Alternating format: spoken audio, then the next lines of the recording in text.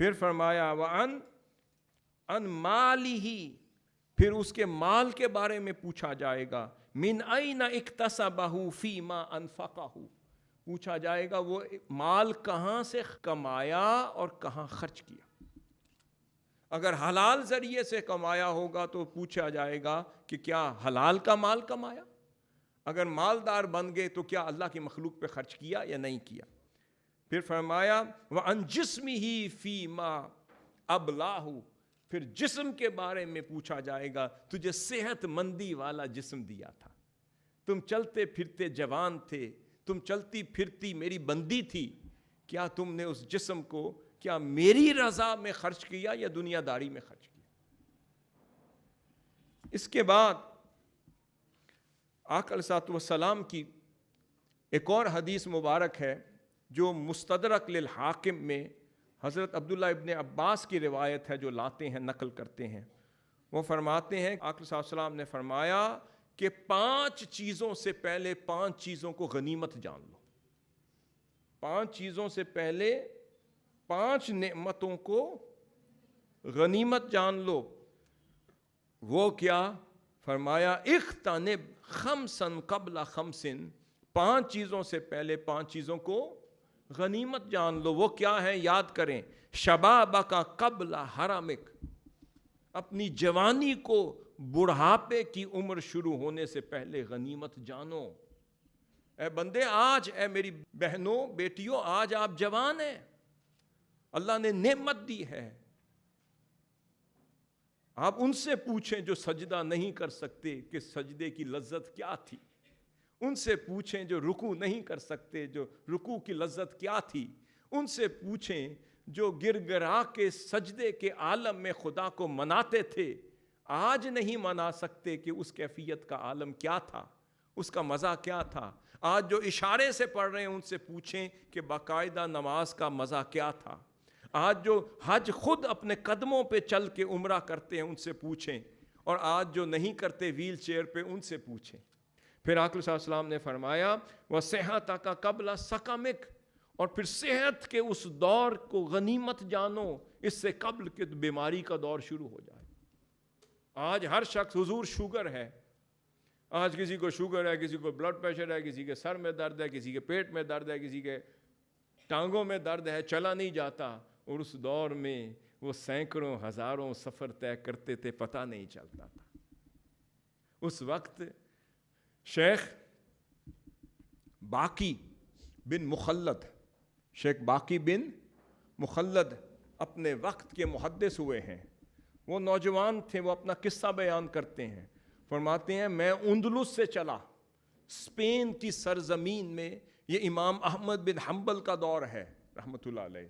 حضرت باقی بن مخلد فرماتے ہیں کہ میں نوجوان تھا، میں اسپین کی سرزمین اندلس کی سرزمین سے چلا، اور جب چلا تو جوان تھا، اور وہاں سے بغداد شریف کا سفر 6000 کلومیٹر تھا۔ کتنا؟ 6000 کلومیٹر تھا۔ آپ فرماتے ہیں میں چلا، کبھی پیدل چلا، کبھی سواریوں پہ سوار ہوا، پھر پیدل سفر کرتا رہا، تو وہ 6000 کلومیٹر کا سفر 2 سال میں عبور ہوا۔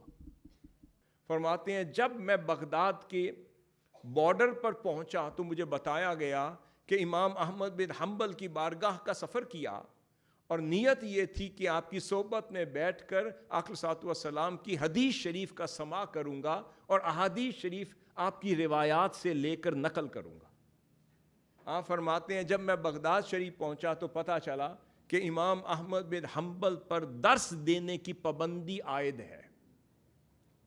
وہ خلیفہ مامون کی طرف سے آپ کو خلق قرآن کے مسئلے پر جو اذیت دی جا رہی تھی، اس کے نتیجے میں پابندی عائد کر دی گئی کہ اب آپ درس و تدریس نہیں کر سکتے، اور گھر میں آپ کو ہاؤس اریسٹ کر دیا گیا۔ نہ کسی کو جانے کی اجازت تھی، نہ کسی کو آپ سے پڑھنے کی اجازت تھی، نہ کسی کو آپ کو پڑھانے کی اجازت تھی۔ اب وہ باقی بن مخلد، وہ نوجوان جب وہاں پہنچتا ہے، اسے کہنے والا کہتا ہے حضرت اے نوجوان، تم اتنی مشقت کر کے آئے ہو، واپس چلے جاؤ، امام احمد بن حنبل سے تو نہیں پڑھ سکو گے۔ وہ کہتا ہے, اب سنیں اس کی طلب کتنی تھی علم کی, وہ کہتا ہے میں واپس جانے کے لیے تو نہیں آیا, میں نے 6000 کلومیٹر کا سفر اس لیے تو طے نہیں کیا کہ مڑ کے واپس چلا جاؤں. اس نے کہا کہ آیا ہوں تو امام احمد بن حنبل سے حدیث کا درس لے کر جاؤں گا. اب اس کے لیے کیا کیا, انہوں نے کہا وہاں تو پہرا ہے, وہاں تو محافظ ہیں, پولیس ہے, شرطے ہیں, وہ تو تمہیں نہیں پڑھنے دیں گے. اس نے کہا یہ میرا عمل ہے, میں کیسے پڑھتا. حضرت باقی بن مخلد نے کیا کیا, انہوں نے اپنے نفس کا مقابلہ کیا اور نفس کو مار دیا. کیا باقی اگر عالمانہ لباس پہن کے جاؤ گے تو پھر تو کوئی نہیں پڑھنے دے گا, اگر فقیرانہ اور گداگانہ لباس پہنو گے تو پھر پڑھ سکو گے. وہ فرماتے ہیں انہوں نے اپنا عالمانہ لباس اتار دیا, پوشاک اتار دی, اور فقیروں والا گداگروں والا لباس پہن لیا, اور روزانہ گداگر اور فقیر بن کر پھر آپ کی بارگاہ میں جاتے, دستک دیتے. وہ شرطے سمجھتے کہ بھکاری آیا ہے بھیک مانگنے کے لیے, اور وہ دروازہ کھولتے, اور اس بھیک کے دوران آقا صلی اللہ علیہ وسلم کی احادیث کی بھیک مانگتے تھے. بھیک مانگتے تھے, بھکاری بن گئے, مگر کس مال کے؟ آقا صلی اللہ علیہ وسلم کی احادیث کے, علم مصطفیٰ کے, نسبت مصطفیٰ کے, سنت مصطفیٰ کے بھکاری بن گئے. مگر بھکاری بنے بغیر وہ علم بھی نہیں دیا جاتا. ہم سمجھتے ہیں ہماری عیش و عشرت بھی باقی رہے, ہم سمجھتے ہیں ہمارا آرام, ہماری سہولت بھی باقی رہیں, ہم سمجھتے ہیں ہمارا سکون بھی باقی رہے, ہم سمجھتے ہیں ہماری عزت نفس بھی باقی رہے اور علم بھی مل جائے. پھر وہ فرماتے ہیں میں 1-2 مہینہ روزانہ آتا, میں فقیر بن کر گداگروں والا لباس پہن کر آپ کے دروازے پر آتا, دستک دیتا, آپ سمجھ جاتے. اس دوران جتنی احادیث کا سماع کر سکتا میں کرتا رہتا. جب دیکھتا کہ وقت اب مناسب نہیں رہا تو چلا جاتا, پھر اگلے دن آتا, پھر اگلے دن آتا. آپ فرماتے ہیں میں نے 1-8 مہینے میں 300 سے زائد احادیث کا سماع امام احمد بن حنبل سے کر لیا. پھر مورخ لکھتے ہیں کہ اس کے بعد پھر وہ مصر کی سرزمین گئے, وہاں کے محدثین سے سماع کیا. پھر وہاں سے شام کی سرزمین گئے, وہاں کے محدثین سے سماع کیا. پھر وہاں سے حرمین شریفین کے محدثین کی صحبت میں رہے, وہاں سماع کیا. یمن کے محدثین کے سماع کیا. فرماتے ہیں خدا نے اتنا کرم کیا کہ جب ساری احادیث اور روایات جمع کی اور اپنا مسند بنایا تو امام باقی بن مخلد کے مسند کی تعداد امام احمد بن حنبل کے مسند سے بڑھ گئی. اللہ نے اتنا کرم دیا. کرم کے لیے کیا کیا؟ علم دیا تو عاجزی بھی ملی, علم دیا تو تواضع بھی ملی, علم دیا تو انکساری بھی ملی, علم گیا تو نفس مارنے کا طریقہ کار بھی مل گیا. آج آپ علم لینے آئے ہیں یا کس لیے آئے ہیں؟ اگر آپ کہیں کہ جی ہماری مرضی کی روٹی نہیں ملتی, ہمارے مرضی کا کھانا نہیں ملتا, بستر صحیح نہیں ہے, آسائش اچھی نہیں ہے, واش روم اچھا نہیں ہے, تو پھر یہاں آسائش کا در نہیں ہے, یہاں پر علم حدیث اور علم مصطفیٰ کا در ہے.